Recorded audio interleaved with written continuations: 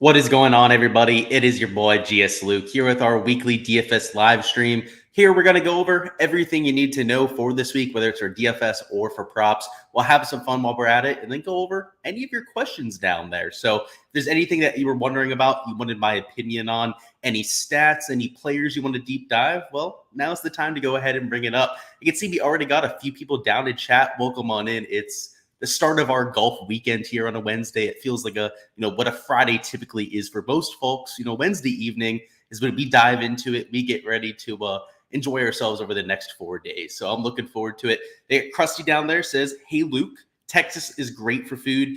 Do I like pho or king crab? I love myself some king crab, but my boy Ian is right. What's going on down there? We got Ian, Mark down there, two of my boys. And Ian says, I like my steak. That is factual. Can't say that that's any fake news out there. That's for damn sure. Like my steak. And yeah, hopefully you guys are having a great start to your Wednesday. Would you recommend Ben Griffin or Harrington? Ooh, I definitely like myself some Ben Griffin, but different price ranges, different ownership ranges. So a lot to consider there. We'll talk about it later. That Harrison's saying, yeah, we're looking at getting it cut probably real soon. Today I started looking into how I want to have it done and whatnot. I think it's time for a change. But yeah, it's getting wild out there. That's for sure.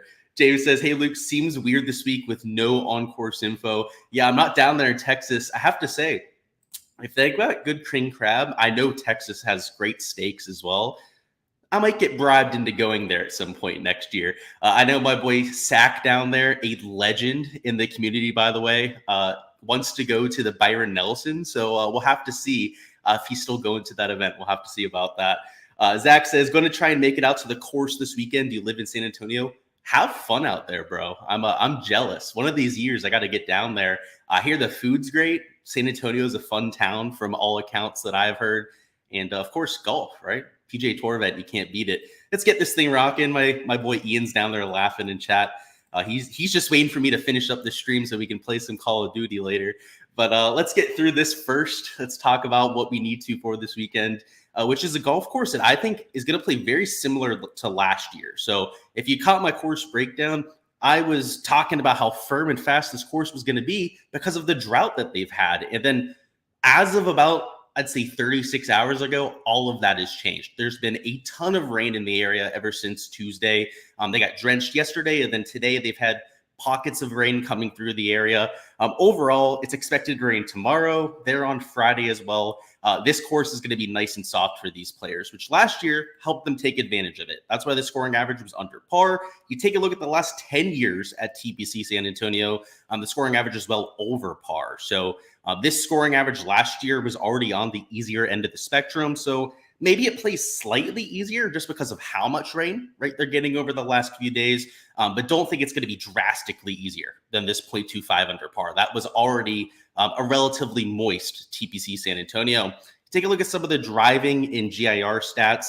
You'd have to imagine that they stay right around that same kind of level. I'm expecting right around a 60% driving accuracy, right around a 64% GIR percentage, which you can see, right, is within 1% of both of those metrics from last year. So not much is going to change, which is kind of a nice change of pace, right? It's not like we had one set of conditions last year. We're going to get a new set of conditions this year. A lot of the data that we have from 2022, we can use for our analysis this time around. So I think it's a nice change and something that I wanted to point out to you guys out there. A few things to note about the weather. Of course, this is where we like to start these live streams.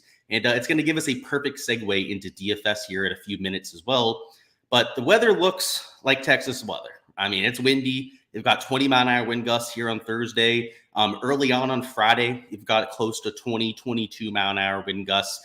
And if we zoom out a little bit, take a look at Saturday, Sunday. Saturday is not so bad, but 20-mile-an-hour wind gusts, right? Once again, there Sunday morning. So it's known to be a windy part of the country. That shouldn't surprise anybody. But everyone's going to obsess over it anytime do we get to one of these Texas courses, a Florida course, right? People obsess over the weather. And early on in the week, all the reports were looking like the AM/PM wave is going to be hugely advantageous. And I was all over that, right? As early as Tuesday morning, I was already changing my player pool to account for this perceived weather edge. The issue is now we're looking at thunderstorms. So of course on Windfinder, you're not going to see a lot of the thunderstorm risk and whatnot. let's head over here to a few other sites. So we had the ad coming up. I guess good on them for getting an ad in my video here. But you can see this is for, let's see, Friday. So let's go up to Thursday up here. Pretty much all day, they're calling for rain, right? It's like a 30, 40, sometimes even close to 50% chance of rain for the entire day. But right around 1, 2 p.m., they're calling for thunderstorms. Now, earlier today, they were calling for thunderstorms from as early as 7 a.m. over here to like 3, 4 p.m. So that risk has certainly diminished. But every source you look at, whether it's like the weather app on your phone, whether you bring up Weather Underground, which is another source that I'll bring up right here, right? They're all calling for the same thing, which is some sort of lightning or electricity risk right there towards the early afternoon, which if that ends up coming through, affecting the golf course, they're going to have to stop play, right? Even if it's not directly affecting the golf course. I believe it's a 7 to 10 mile radius in which they're scanning for.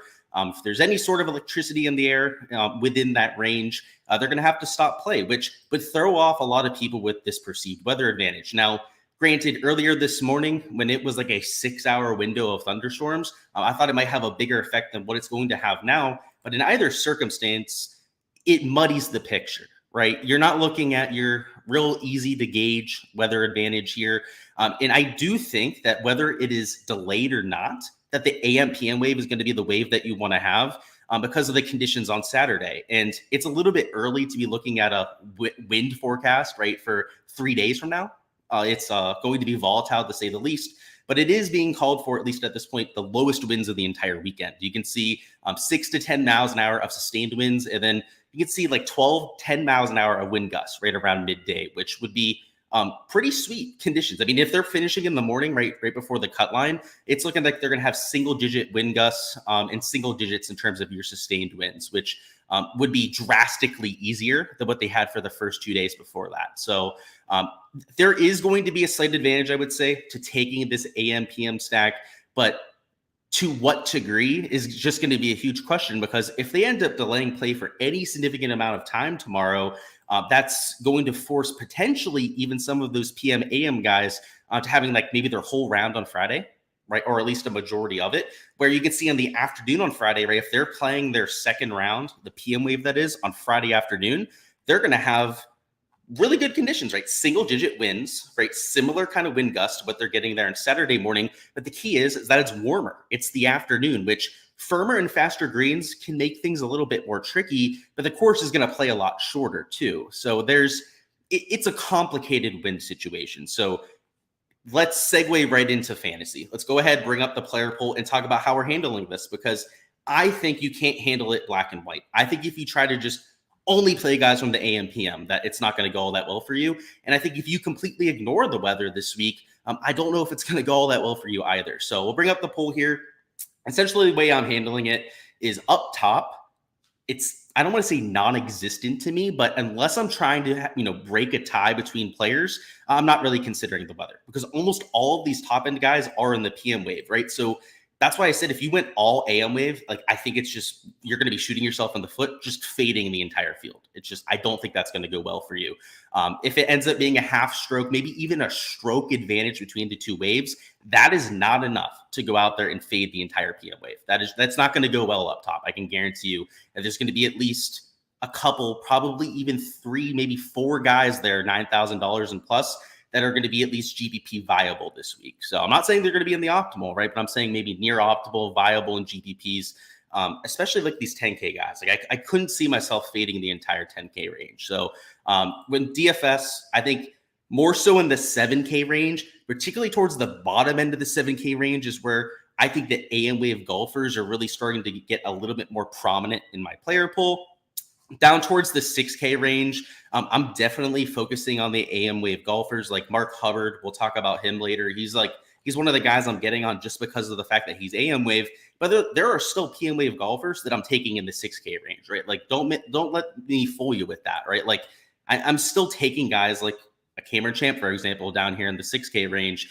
It's just that I'm heavily skewing my pull down low towards the half a stroke to a stroke advantage that I see. So if you want to go full out on it, you're only playing a few lineups. by all means, right? Stack both waves if you want to. I've done that in the past, where I play like 15% AM, PM, 15% only PM, AM, so on and so forth.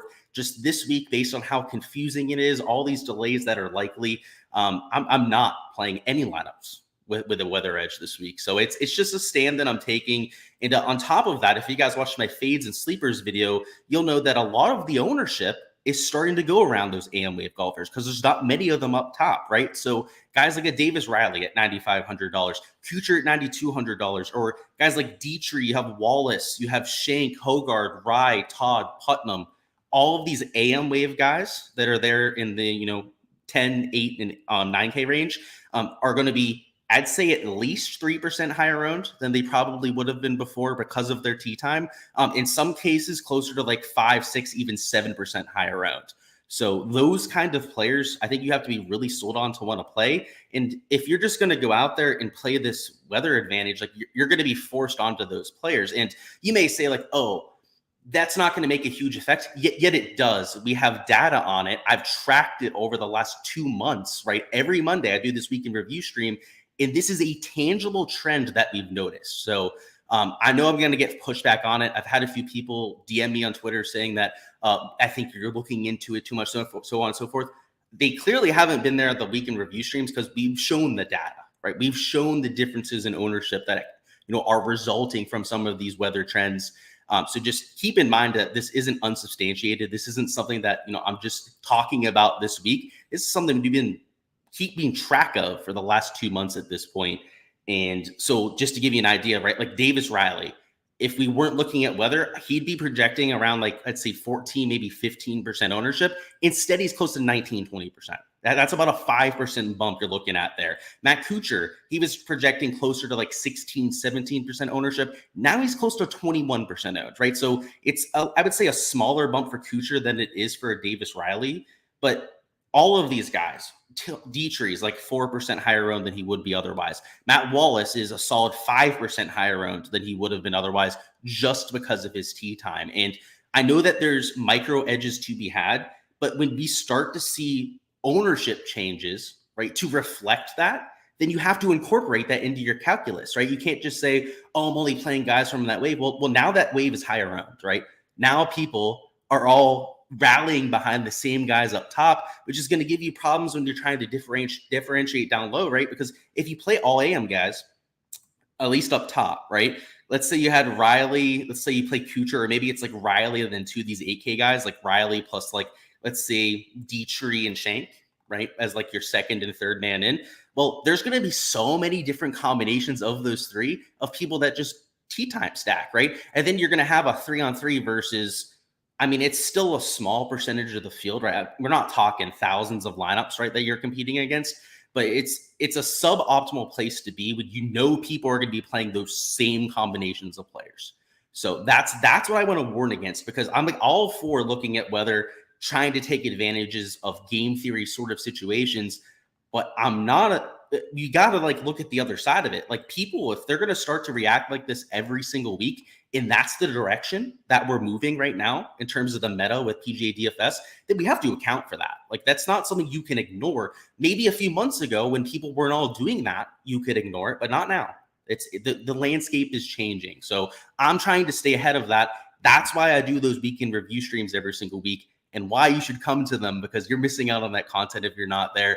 So there was 11 spots left in the community contest the last time I checked. Probably less now. So get in there, right? If you want a spot in that community contest to have your lineup reviewed there on Monday. That's the only plug you're going to get for the community contest. Link is in the description. Let's see what's going on down there in chat. You had some killer brisket in Austin. Ooh, yeah. Any sort of barbecue over there in the Lone Star State, you're going to be in good hands. I've only been to Texas like twice in my life, which is strange because I have buddies that lived there for 3-4 years. They all moved back to Florida at this point, and it's not very far. The only times I've gone there, I don't count them as actual trips, right, out of the 2 times I've been there, or like on connecting flights, which because I connect through Dallas all the time when I'm going out west. Krusty says, you're thinking Harry Higgs would be nice picks for the Masters. Yeah, I like the second pick there. I think he's a really good pick. Akshay is playing. Yeah, I'm playing Akshay this week too. I'm all about his upside. Believe it or not, I was looking at like iron stats today. He's number 4 on the PGA Tour in green and regulation percentage, behind Scotty Scheffler. The other one's John Rahm, and I think Tom Hoagie was up there in the top 3 as well. And then it's Akshay Bhatia. So yeah, he's got a bright future going. Can you rank Bhatia, Wu, Higa, and Gerard? I like that order right there. I think Gerard's the most unknown out of the bunch. Higa is a certified stud, but I really like Bhatia at this course, and Dylan Wu's in incredible form. So I think the order you have them there, Matt, is what I would say. What's the truth about the AM PM split this week? Lots of different opinions. Yeah, my opinion is that it's hard to gauge. If you want to stack lineups, you can hope that it's like a 2, maybe 2.5 stroke advantage. I have it in the half stroke to 1 stroke range, and that's just not big enough for me to actually like full on stack a wave. So yeah, going to be a lot of differing opinions. It's hard to gauge. Like, we're all making our best educated guesses at this point. And my guess is that it's hard to guess, right? So I'm not trying to make one massive stand in one way. And you could argue, right, if you don't know what's going to happen, then maybe you just play both sides. But, you know, that's the decision that I'm choosing to make. Whiskey Wednesday. I wish I had one. I have coffee here. I still got to make my lineup. So we're going to hold off on the whiskey until afterwards. But you said just poured up a new bottle you picked up this weekend. Ooh, triple mash Jack Daniels aged 4 years. Cheers to that, my partner. I'll have to check out for that. I have to keep an eye out for it. Dylan Wu is a top 5 player in wins. This guy's pulling out these completely ridiculous stats. Dylan Wu was added when Thompson bailed. That is correct. I couldn't believe that he wasn't in the field to begin with, but I was informed by one of my buddies that the reshuffle doesn't happen until after the Masters. So when that happens, Dylan Wu will be in almost every single field. So yeah, that is what happened. Weird question, but do you know if this course is a good fit for lefties? Not off the top of my head, Daniel. Usually, if lefties are going to find success, it's because a lot of holes are going one direction or the other. And just from what I remember from the overhead views, there were holes that went in both directions. So maybe there's a few more, right, that favored the lefties than the righties, but not to my knowledge. So don't have an answer for you. Sorry about that, Daniel. Nick says, thoughts on MJ Daffy? I would look at his approach numbers. I'm intrigued by his upside. He's had a few solid rounds. Really early on in his career, I thought he was going to be a lot better than what we've seen so far. I like the off the tee numbers. This is the short sample. The last 12 rounds is what we're looking at right here. Getting around the green, slight loser on approach. He's a popper. Yeah, like honestly, the kind of format I like him the most for would be showdown, and then for like a first round leader. I think that those markets are maybe the most intriguing for Daffy. Ricky, you want to see him win so bad? Yeah, I hope he wins too. He's going to be one of my top plays this week. If he wins, he gets into the Masters too. Boy, oh boy. Finley, this guy is coming out here with different names and stuff too. Matt is going to smoke the Kuchar and finish top 3. You're saying Matt Kuchar is going to finish top 3. Okay. Can you deep dive Decky? I can. So he was actually one of my sleeper plays I talked up this morning. But my idea here, right, is he could easily withdraw from the event, right? That's like almost baked into his miscut equity. Like, we know there's a good chance of him hitting that floor performance, but the upside is still there. And for evidence of it, just look at the Players Championship. The guy went out there, finished top 5, gained across all 4 stat categories, and that was the start before the match play, right? The match play where he withdrew with the injury there for his 3rd match. If he's healthy, it's a huge if, right? A lot of risk there involved. He's the best player in the field, and he has the most upside of any player in the field. And of the guys up top, he's clearly the lowest owned. So my deep dive is he's risky as hell. Just know what you're getting yourself into. But if you're somebody that can maybe take a portfolio approach like I am, right? Like, I play 150 lineups. He's not going to be in my single entry this week, but maybe I'll play 35% in my GPP player pool. And if he flames out, he misses the cut, he withdraws. Okay, right? Those 35% of lineups, truth be told, are probably dead to begin with, right? So it's something that I would be willing to eat in that format, but you've got to ask yourself that question, right? Are you playing a portfolio kind of contest, or are you playing single entry? Or are you betting them outright, right? Because it's a completely different kind of scenario, at least to me. Willing to play him in DFS, not so much in those other formats. Like if you're going to go in the betting market, like I think you just go out and you bet him outright, right? Like the top 10, the top 20 market, like I kind of care less about. If he's going to go out there, play all 4 rounds, it's likely because he's playing well. So yeah, Hideki boom bust. Love the play. That's my take there. Should we just build all lineups 3 a.m., 3 p.m.? No, that would be silly, Nick. No, I would just, I know you're asking that just to fool around a little bit, but no, just, I'm not even looking at tee time stacks for this. James says strategy for single entry GPP, concerns for ownership for the AM PM. For a single entry, maybe take a little bit more chalk. I'm trying to avoid using like a Ricky and a Siwoo together, right? 2 core plays that we knew were going to be chalky going into the week. At this point are chalky, just like we kind of thought they would be. But in a single entry, I'd probably play those 2 together. But at that point that in the 7K range, I'm looking to differentiate. So I would stick to that. You think Ricky is taking it? He plays well at San Antonio. Yeah, he hasn't played well here the last 2 times. He made the cut last time. I was got that going for him. But he likes this green surface. He won here at the Players, at a few other events like the Valspar. He's played well on this green surface. Of late, a lot of the courses have had the same type of POA Trivalous overseed, and he's played well on it. So I could see it. You need more money to YOLO on the market. Okay, we got you, Scotty. Gus says, Haddon, Fowler, and Siwoo with Dietrich, Fox, and Hogard. If you can't play all 6 of those together, though. So yeah, hey, it'd be nice to play all those, Gus, but you can't. Kevin Chappell thoughts. I wish he was sneakier than he is. I was looking at my model and he was popping, right? A lot of that has to do with his course history, whereas he's like $6,700, right? He's super cheap. He's in the good wave, as some people would say this week. And his course history, he's won here. And he also, outside of that, I know he has a few other solid finishes. T18, T30, right? The win was back there 6 years ago. There's 1 year that didn't have this golf tournament due to COVID. And I understand the play, but we have to remind ourselves that it's Kevin Chappell, right? Like our expectations have to be low. I have about the same sort of expectation for him this week as I do with like a Cameron Champ.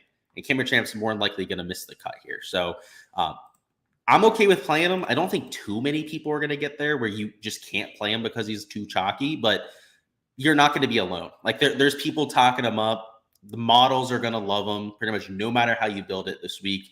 But I think it makes sense. Mr. Gerg says, you got Kazire and Lashley for your sleepers. You're not crazy. They're popping for a lot of people. I've heard a lot of smart individuals, a lot of bright people talking up Kazire. No issues there. Seems to like Texas golf. In the morning wave, Nate Lashley has also played well here. And I know it's not a massive sample. I forget his price tag. He's been playing well, so he's a little bit more expensive now. T18, he finished last time out. Now, he missed his first 2 cuts at this golf tournament, so you don't love to see that, but has flashed top 20 upside, and a top 20 for $7,200 golfer is decent. It's probably not going to win you a GPP, but no, I don't think you're crazy. Matia's a must in showdown every day. Yes, in showdown, you're right. I thought you said single entry, and I was like, you've got more stones than I do if you're playing him in single entry every time. But yeah, in showdown, he's Peter Malnati, but he's actually good at golf. That's the equivalent there. Don't know if it's been mentioned, but Davis Riley's last Korn Ferry Tour win was on this course. It was, yes. I did see that. I think that's contributing to his ownership too. It's helpful though, right? Like you can't write that off. That's definitely a thing that's going to help him out in the modeling for sure. Nick says, I feel like Decky needs a new pillow. All these surprise neck injuries. Yeah, it's hard to read because like he'll be hurt 1 week and then the next week go out there and play well. Zach says, build wise, do you think studs and scrubs is more ideal? So yes, studs and duds. Seems like long shots hit here. Yeah, especially for outright winners, right? Like a lot of 100 to +1 winners. A lot of people finishing in the top 5 that you just don't see all that often. I know like 4 or 5 years ago, I can't even remember the guy's name, but somebody that literally most people in this chat have never seen before playing on a golf tournament finished like T7. So it's that kind of event.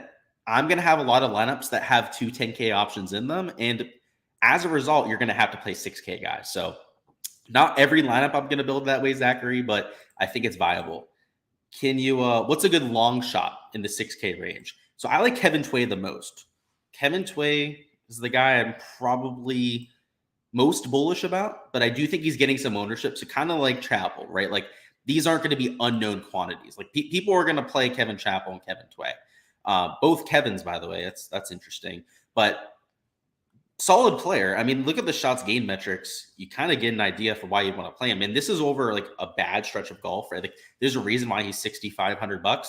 He's slight gainer off the tee and on approach, slight loser around the green, and losing a little bit putting. Like he's never the most consistent putter. Like, okay, look at his track record for the fall swing. And you have top 25 galore, was just making a bunch of cuts.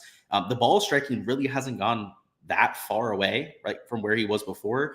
I like his upside. So yeah, if you're looking for a long shot, trying to save a lot of salary, that's my top play in that range.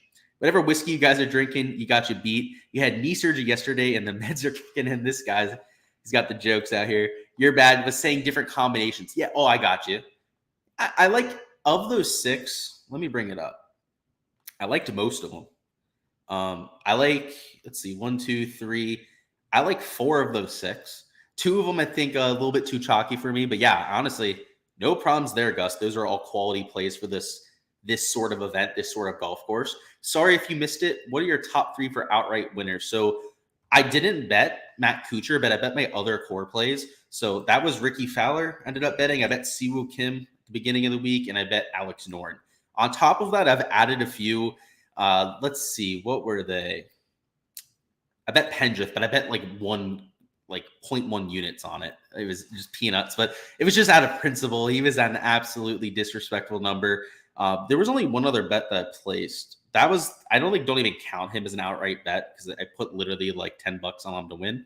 Normally I place like $100 on somebody to win, sometimes significantly more. It depends on the golf tournament, how I'm feeling about it.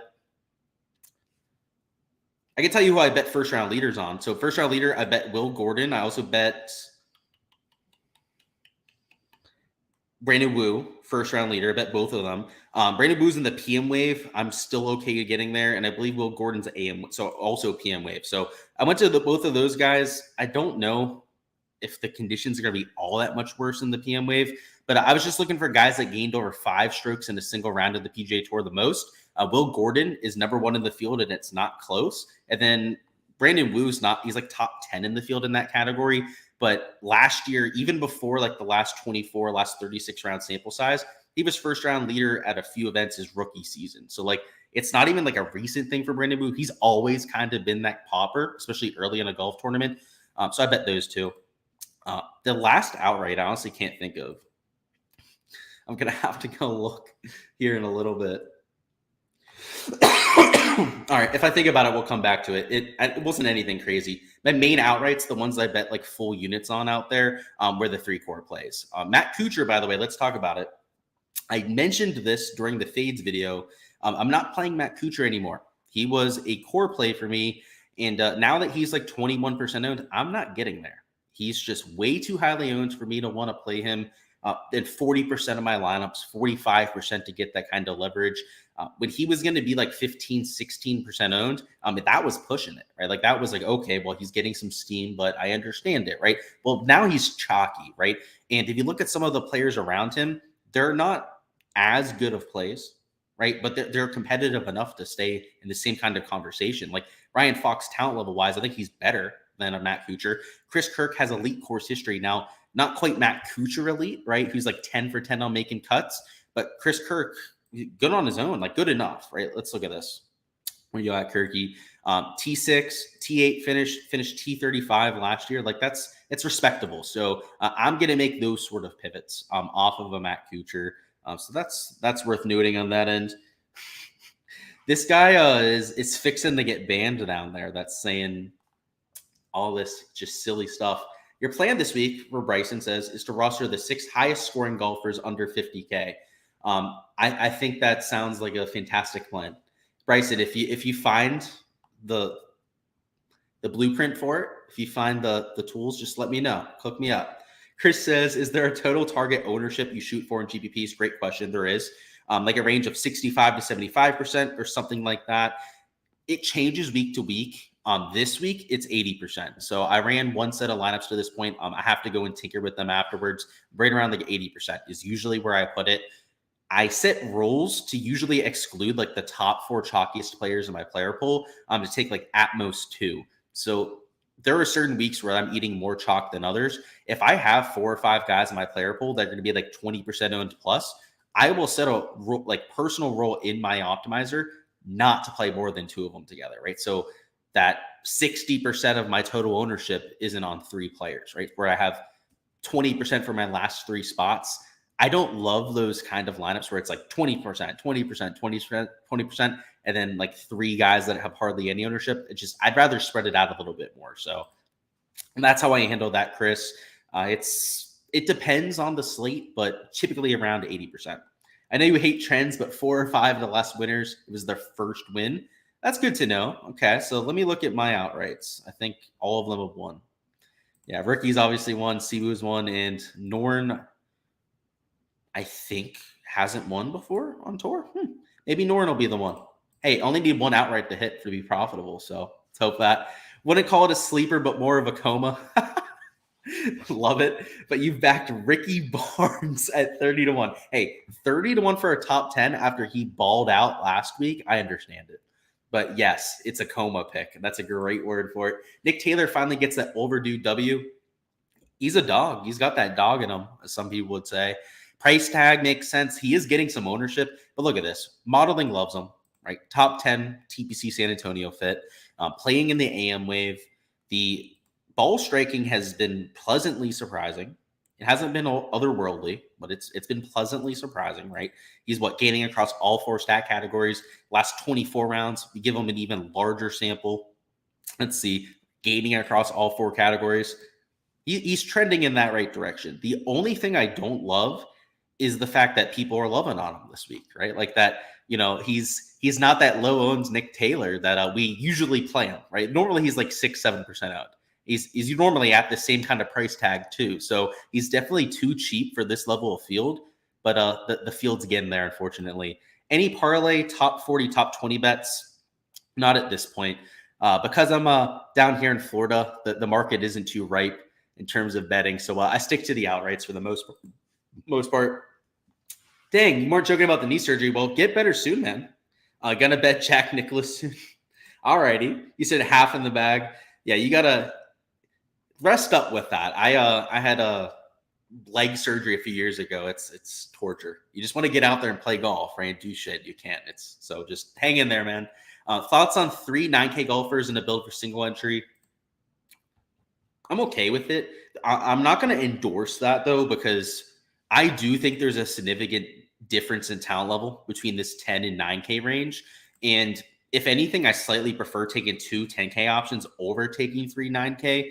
But if there's 3 guys in this 9K range that you really like this week, I mean, I like Chris Kirk.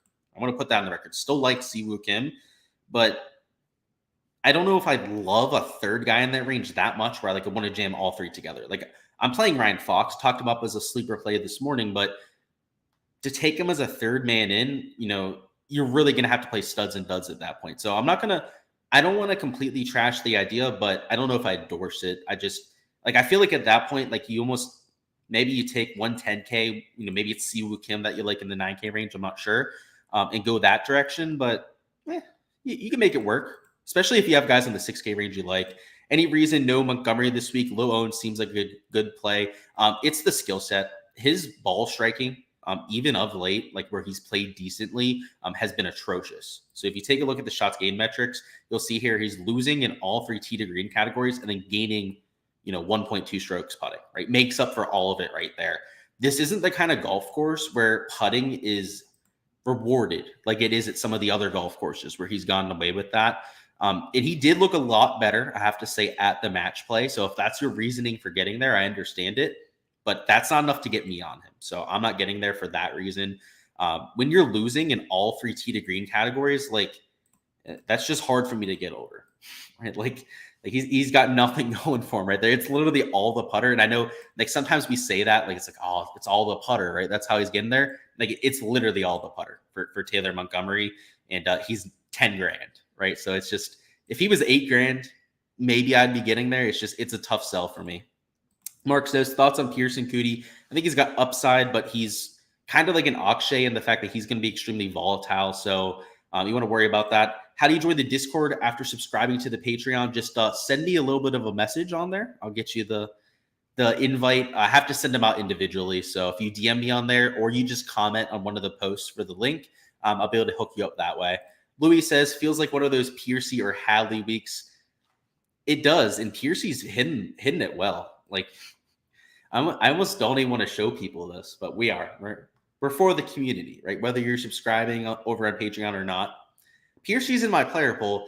It's because he's gaining a stroke per round with the irons. That's absurd. That's enough to get me on someone. And you said Hadley too, right? 0.6 shots gained per round approach. Like that's solid. And you said it kind of feels like it's their week. I agree, Louis. Potato says, you just bought your Patreon, was wondering. Yeah, I got you. You guys asked the same thing. I got you, boys. All right, let's go ahead and build a few lineups. So we talked about some of the overall strategy there. Now let's go through and talk about what I'm thinking about when actually going through and putting together a lineup, because we can talk about players all day, but it's not about who you play, but it's about how you play them, right? You've probably heard that before out there. And it's especially true depending on what contest that you're playing. So we're going to go through a few builds for a few different types of contest. So what we're going to start off with here is your classic cash build, because a cash build is so much more different than any other build out there that I just want to knock it out of the way, right? Just get it out of here bright and early. And in cash this week, right? And just to give you the general strategy, right? We're not worried about ownership as much. We're a lot more worried about just going out there, taking the best plays. And so if you want to take a Terrell Hatton, I understand it. I just think he's too expensive. Like 10,900. It's hard to build a solid kind of lineup.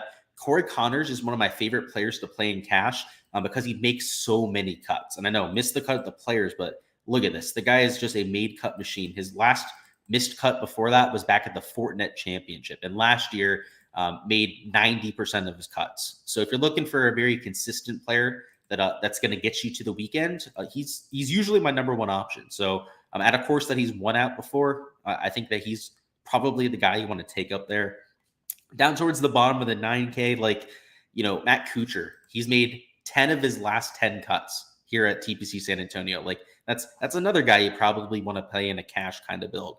In this 8K range, Dietrich, right? He's an AM wave golfer. You probably want to take advantage of at least some of that edge, right? Taking the guys that are going off early, especially if you think that's going to be a rather large edge. I don't. I think it's going to be like a slight edge. So we'll at least consider it, but it's not the end all be all for us. Nick Taylor there, I think he's a solid cash play. Don't have to worry about the ownership. Down here in this 7K, let's see. Like Eric Cole, I think is, got a solid floor for this kind of format. It's these sort of players, right? So we can't give you all 6 players, right? Or else Draftkings gets all pissed off about it. But you get the idea. Just take safe players, guys that have higher made cut equity. And if you're on the Patreon, on that spreadsheet that's on there that you saw on stream, we have a made cut column. The guys that have the highest made cut column are probably the guys you want to consider the most for cash. So consider it that way. In terms of like a GPP build, you got to consider what kind of GPP that you're in, right? Because there's the single entry GPPs, the smaller field stuff, and then you've got the 20, 50,000 entry sort of contest, and different philosophy for both. So just to work our way towards the large field GPP build, let's do the single entry next, because it's a little bit like a cash lineup where I'm not worried about ownership as much as one of the large field contests. So I know before somebody asked about it, but like I would play Ricky and a Siwoo together if it was a single entry. I'm not as worried about playing 2 guys that are 20% owned together. Now, if this was a large field, GPP, might be a different story. So we'll circle back on that here in a minute or so. But if we're going to start with those 2 up top, it's kind of gearing us towards one of these studs and duds kind of lineups, which I'm not against here. So let's go ahead and put Bazane in here. He's going to be that one 8K option that we take. And the reason why I chose Seabez over a lot of the other players in this range that I'm playing this week is the ownership. He's going to be sub 8% owned, single digit owned, which in a single entry, like I said, I'm not as worried about ownership, but pivots in single entry, especially higher dollar single entries, or even more so pivots, their ownership will go down to something like sometimes 2-3% in that kind of contest. So by taking a Ricky, who's probably going to be like 30% owned in a large field single entry, Siwoo is probably going to be 25, maybe even 30% owned himself. Seabez kind of makes up for that, right? Just like with one player on his own. So that's why I like getting to one super pivot like that. In the 7K range, You don't really have to try to reinvent the wheel. Like Sepp Straka, I think is a solid play. He's about average ownership. He's not going to be mega chalky. He's also not going to be a pivot in this 7K range. Like a Ben Martin. Like Ben Martin, he's getting some ownership for GPP contests, but in a single entry, it's not enough to make it a problem. Like he might be 15% owned in some of the higher dollar stuff because he is such a sharp play here. And round it off with your favorite 7K option. This is I would be more than okay with this sort of build for single entry. Maybe not so much for a GPP, where in a GPP, right, when you're trying to beat 20, 50,000 other entries, you've got to leverage the field. At least that's my strategy for it. I'm all about going for first place. Don't care about finishing in the top 50, the top 100 of these GPPs, winning 2-3x my money. That's not why you show up to play one of those contests, right? You show up to win first place. And to win first place when you have a good player pool, it's easiest to do so when you're leveraging a lot of those high-end plays. So this is where Hideki Matsuyama comes in, right? Talked about him as a potential flyer play up top. You know, if you start with him, you can play wherever the hell you want, right? Let's say you really wanted to play chalk after that. Let's go overboard with the chalk. Let's put Davis Riley in there. Let's put Thomas Dietrich. He's going to be like 18% owned. I'm going to have to say Dietrich is going to be super highly owned. I'm still playing him. I'm okay with it. I'm willing to eat that ownership, at least on Dietrich. Down here in the 7K range, right? You know, if you want to take one more pivot to really differentiate yourself, which I typically do in these large field GPPs, then maybe you take a Taylor Pendrith, right? Who's going to be like sub 8% owned. We have two guys here that are going to more than offset the ownership from these two chalky plays. And as long as you're somewhat cognizant of ownership on your last two, you can make this work for a large field contest. And let's take Bhatia as one of them. Bhatia is, by the way, he's not a pivot, right? He's getting some steam. A lot of people just like rooting for him, but he's also just a really good play. So that's why he's getting that sort of ownership. With your last man in, you know, make sure that they're not chalky, right? So don't take, let's see, I guess there's not really anyone that's mega chalky here at $6,900. But like if you took a Pearson Coody, you get away with it. A Ben Taylor, right? His ownership's going to be like sub 2%. Lineup works for a large field GPP because you're not taking a Ricky Fowler, a Siwoo Kim up top, that kind of thing. And even if you're taking a Davis Riley, right, you can still get away with it because of the Hideki Matsuyamas of the world. And Taylor Pendrith, who this week is inexplicably way lower owned than he should be. Now, I'm still playing Ricky in GPPs, right? So what would that look like, right? So if we're not differentiating up top, it's harder to differentiate down low. So that's what I want to point out right here. So we're going to start with Ricky. Our second man in is going to be Kirk. I don't love the idea of starting Ricky Siwoo. Both the, you know, two of the chalkiest players that I'm using in my player pool. Just like I wouldn't want to start like Ricky Fowler, Kirk, and then take, let's say, like Dietrich as my third man in. Like that's too much ownership for my top three players. So if we start with Fowler, we go with Chris Kirk as our second man in. Maybe my third man in instead is like Cam Davis, who's going to be significantly lower owned than a Thomas Dietrich, and I think he's a pretty similar player. So if we go in that direction in this 7K range, I'm looking for some sort of pivot. Maybe I take a Buckley rather than a Nick Taylor, just because Buckley's going to be about half the ownership, maybe even lower owned than somebody like a Nick Taylor.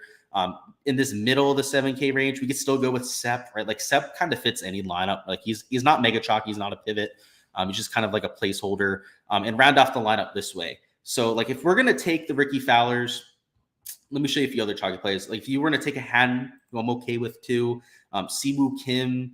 If you want to play Davis Riley, who's, again, he's an aim wave golfer, but I don't love the play this week. I have to admit that with Davis Riley. But if you want to get there, right, just try and at most play two chalky players, right? Like, so if you're going to start Ricky and then Davis Riley, like everyone else in your lineup needs to be at least like average ownership, if not a pivot. So that's how I would handle these large field GPPs, as opposed to maybe some of the single entries, that sort of thing, where you can be a little bit more lenient after taking two of those chalky plays up top. Like you can still take somebody that's going to be 10% owned. And a large field GPP, you should try to avoid that if at all possible. Let's go ahead, respond to some of the chat down there, and then we'll hop into our prop coverage. Do you respond to messages on Patreon? I do, but it's easier to message me over there on Discord. It's a lot easier over that way. A lot more active. The messages on Discord, they don't send me any sort of notification. So that's the reason I say Discord, because I do get notifications for that. Could you respond, please? Yeah, I'm streaming right now, man. So I'm not going to check the questions right now while I'm on stream. Let's see. Louis says, feels a little bit gross, but thoughts on Martin Laird? I'm always okay with Martin Laird. So my first take reaction is that I don't really have him on my radar this week, but anytime you have a ball striking skill set like you have with Laird, like Laird, I don't know how he's playing of late. I don't think it's that well. Yeah, you can see, right? He's losing pretty much across all 4 categories, but historically, great driver, great iron player. That translates to any golf course. So I don't love the form, but his ownership has to be non-existent. In fact, actually, let me bring up my ownership on the other tab here and get you an idea of exactly where he is. Again, I think it's close to non-existent when it comes to that ownership. He's 1.9% owned. So if you're looking for a pivot, I don't think it's that gross, right? He's historically a better player than what he's shown of late. Florida says Dylan Wu seems like a free square at 7K for both GPPs and cash. I don't know if I'd call it a free square. Like in that 7K range, you have guys that are, I would say historically, right, the same kind of player. It's that Dylan Wu's form is a lot better, right, than the other guys around him. His form, he should probably be like a $7,800 golfer. Like he's very almost equivalent to a Nick Taylor of late, right? Just making a bunch of cuts, not doing anything flashy, right? But no one in the 7K range is really doing anything flashy. So I think you're getting a price decrease on Dylan Wu, where he's probably like $500, $600 too cheap. But I wouldn't call him a free square because he's a free square to make the cut, right? He's just a little bit cheaper than he should be. Like he's still got to get there. He's still got to finish in the top 5, top 10, right? And the fact that he's $600 cheaper doesn't make him have a higher chance of doing so, right? It doesn't. You may say like it's easier to get into the optimal lineup. I agree with that, but it's not drastically easier, right, to get into the optimal lineup just because you're $600 cheaper. So I think he's a solid play, but he's not a free square. Are you going to try any tournaments this month? I'm not, so I wish I was, but it's what do we got? The Masters, that's impossible to get on site. RBC Heritage, I'm considering it because it's like a 5.5 hour drive up there, and it's an elevated field. And if I'm going to go to any 5-6 hour drives, that sort of thing, it's got to be for an elevated field. So I'm considering the RBC Heritage. That's at Hilton Head. I'm going to be at LA Country Club for the US Open, but that's not until June. So that's the next planned trip is there for the US Open, but we might get to the Heritage. That's at least being considered right now. $7,200 left for cash. Thoughts on Tyler Duncan? I like it. I like the form. I talked him up as a value play this week. And at Corrales, where we don't have the shots gained metrics, he was even better, right? He was in contention, nearly won that golf tournament. So if you look at the shots gained, you would probably think that that's included there with how good he's looked over his last 12 and 24 rounds, but it's not. So I like him. I think he's trending in that right direction too. Do you play a lot of golf yourself? I do, like 3-4 times a week. Definitely. I'm a single digit handicap too. My boy Ian left. I'm sure he's out there playing COD at this point, but we play every other day. Or for qualifier contest, I like it for that too, Tanner. Tyler Duncan's one of my top plays this week. What are your thoughts on Rye? I like the ball striking metrics, striping the hell out of it, but unfortunately, the putter has been non-existent, right? So he's doing his thing off the tee, doing his thing on approach, and then the putter has just been atrocious. And I thought maybe it was because of a few really negative performances, like maybe he lost like 10 strokes putting at an event, that sort of thing.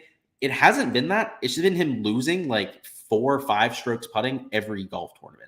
And I think one of his last like 7 events, he has been close to a neutral with the putter. And that was the week he went out there and nearly top 5 finished. So I think he has upside, but the putter just looks so lost that I have a hard time investing in him. He's nearly in the 8K range, right? He's at the top end of the 7s, and he's right around like 14% ownership. So it's not like he's being completely overlooked.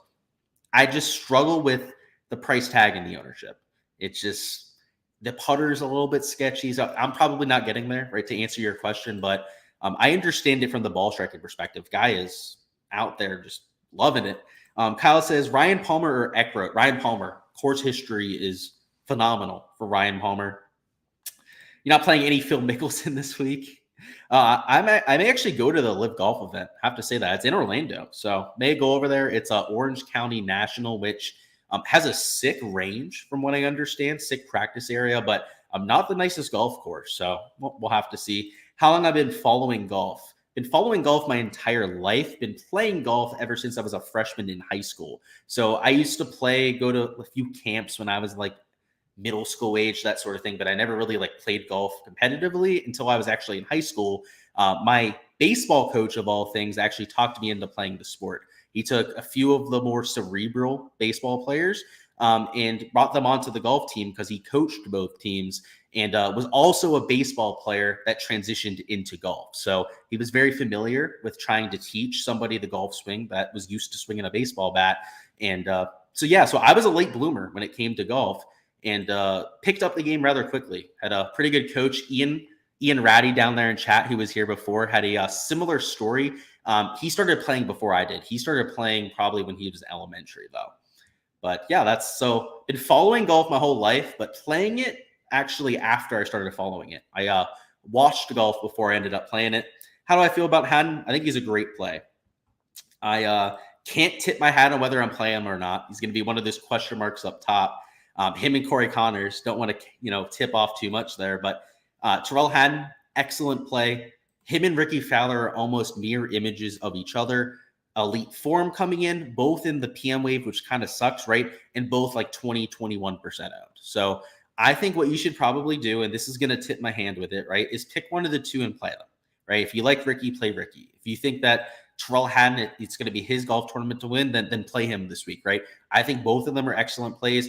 I just think you would have a hard time playing both of them. So that's my take on it, Gerg. It probably lets you know what I'm doing. Can I rank Wallace, Davis, and Adam Schenk for cash? Well, based on form, I would go Schenk, Wallace, then Davis. And yeah, that's how I'd rank them for cash. Schenk, he's been playing well even before the top 5 finish there at the Valspar, and longer term's the most consistent player. So yeah, I'd say Adam Schenk there.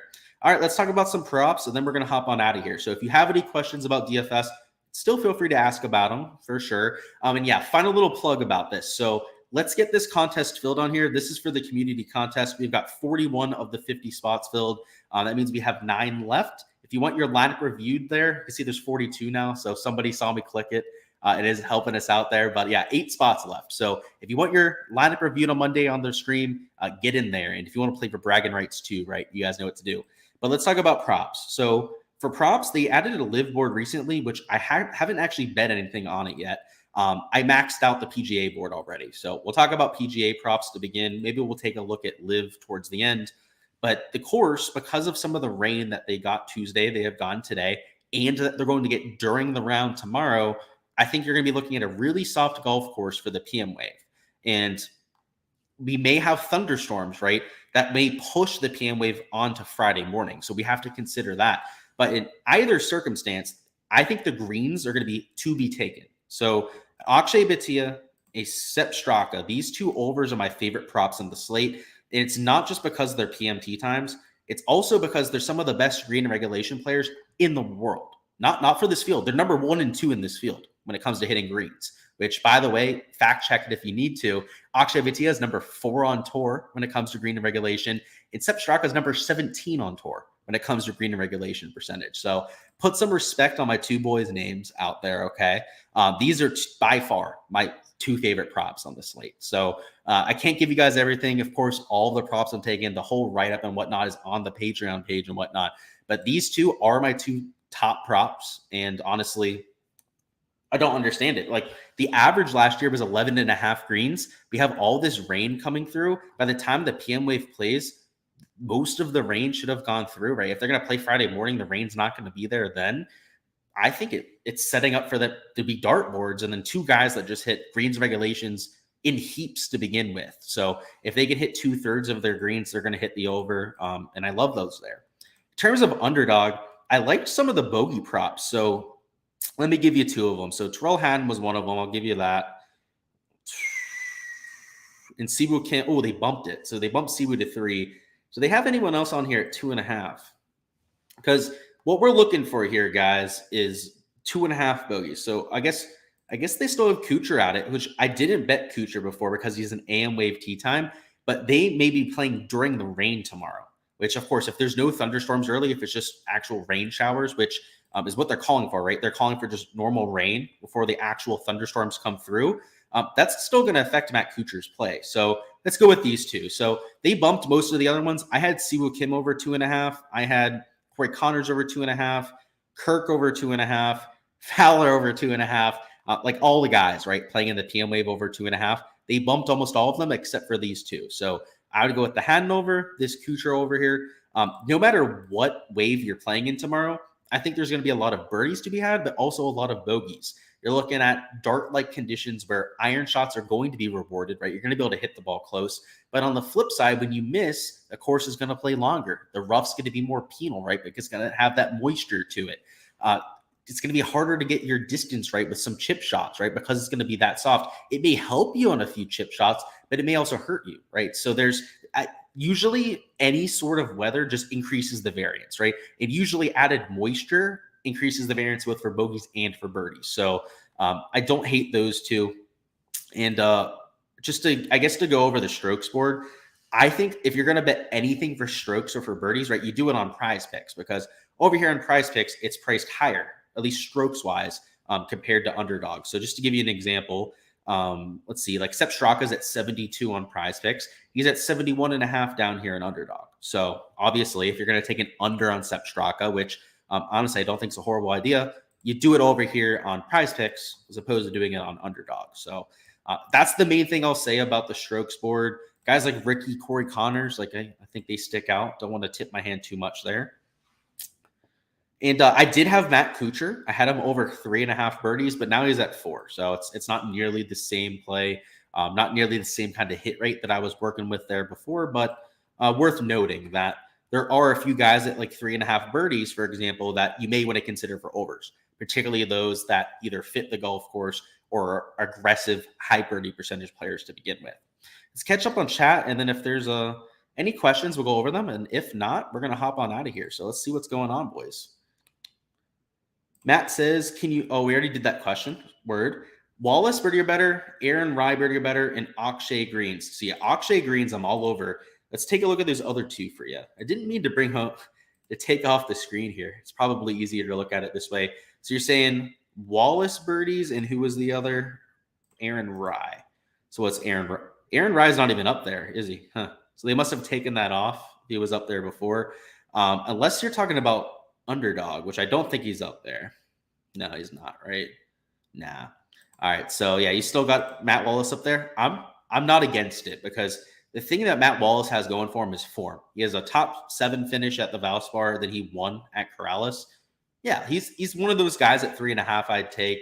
I think that Akshay, you could take him for birdies if you really wanted to. Now, I prefer this green regulation one by far. I think he's a wizard at hitting greens, it seems like. Sepp Straka at 3.5. Right? I like those sort of plays. These guys at 4, getting to 5 birdies is a completely different thing than getting to 4. So it's just, I think if anything, if you're going to take these top end players, consider them for strokes, particularly the guys at 71 or 71.5 strokes. Those, at least per my opinion, are the best props. Thoughts on Hogard birdie or better? Do they have Hogard birdie or better up there? Are you saying birdie better matchup? You got to be saying the birdie better matchup, right? Yeah. Let's see what you're looking at. I don't know who he's playing against. Let's get the coffee cup going the right way. MJ Daffy. MJ Daffy is a wild man himself, but Nico Hogard's like the king of all the wackos. If you're talking about the matchup, man, I think that's a pretty tough one to distinguish between. But yeah, you would definitely lean towards Nico. Early days, but Masters pricing is out. I did see that. Let's actually take a peek at it. We'll do that for a minute here. It's been out for about 2-3 hours. It dropped at like 4 or 5 p.m. We need more of a flamboyant hat for the next stream, maybe a lucky hat. All right, I'll keep that in mind. Yeah, it's very low key today. We got the PGA Championship shirt and the player's hat. So it's very traditional today. You have Batia birdies, Kirk birdies, and Haddon birdies. Yeah, I'm okay with the Batia one. Kirk's at 4, isn't he? See, I'm not huge on these guys at 4 birdies. I just want to get that out there. Yeah, right. He's 4 birdies or better. I'm not a huge 4 birdie or better guy. So Haddon and Kirk, I'll probably stay away from, but I think I may get there in Batia on a card or 2. Alrighty, boys. That's all we've got. Let me see if I can bring up this Masters pricing. I know I can. So Let's not try. Let's just do it. And there's actually 2 players that really caught my eye that I guess I'll show to you guys that I'll definitely be playing. Let's just hope the ownership isn't just absolutely batshit crazy on these 2. So let me share my screen and give you guys the 1-minute rundown here. First off is $8,200 Will Zalatoris. That is ridiculous. I will definitely be betting him outright and playing him in DFS. And these live guys. So go down here to the 7K range. It's like live player galore, right? Like Brooks is $7,600. That's not really the kind of live players we're talking about. But like Bryson, $7,500. Answer, who's playing well over there, $7,400. P. Reed, he's always going to show up at major championships, $7,300. Louis, we know what he can do at the Masters, $7,200.